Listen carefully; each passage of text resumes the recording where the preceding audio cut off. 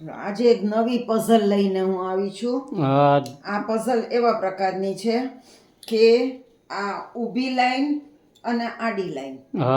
તો ઊભી લાઈનમાં 3 દડી છે. આ દડી 3 દડી છે અને આડી લાઈનમાં પણ 3 દડી છે. હવે આ એક દડી આમાં ઉમેરવાની છે. બરાબર. અને તો પણ સરવાળો આડો અને ઊભો 3 જ થવો જોઈએ. એ કેવી રીતે બને?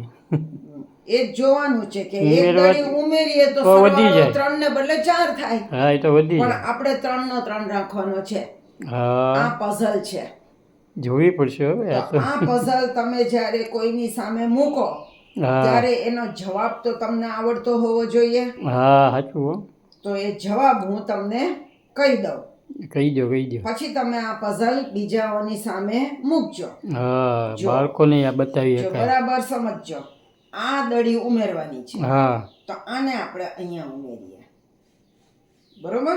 હા, તો તમે કહેશો કે અહીંયા 1 2 3 ને 4 થઈ ગઈ. સાચું. પણ આપણે આ વચ્ચેની દડી લઈને અહીંયા મૂકી દઈએ. હા, 2 ને 3. હવે 3 થઈ ગયું. થઈ ગઈ ને 3. 1 2 ને 3. 1 2 ને 3. વાહ ભાઈ વાહ, સુપર છે. એની દડી ઉમેરી તોય કોઈ જગ્યાએ 4 ન થયું. હા, બધે 3 થઈ ગયું. સમાઈ ગઈ અંદર.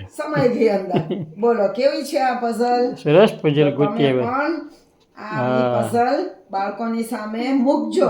બુદ્ધિનો વિકાસ કરશો બાળકો. અને બાળકોને થોડુંક વિચારવા દેજો. તરત તમે જવાબ નહીં કહી દેતા. બરાબર છે. બાળકોને ન આવડે તો જ તમારે આ કોયડાનો ઉકેલ કહેવાનો છે, બાકી નહીં. સમજાઈ ગયું ને? હા, સમજાઈ ગયું. અહીંયા વચ્ચે જે હતી દડી, એ દડીને આપણે એક સાઈડમાં લઈ જવાની. બરાબર. અને આ જે ઉમેરવાની છે એને અહીંયા ઉમેરી દેવાની. આમ થઈ ગયા. 3 થઈ ગયા. વાહ ભાઈ વાહ. નવી પઝલ સાથે આપણે ફરી પાછા મળશું. આવજો.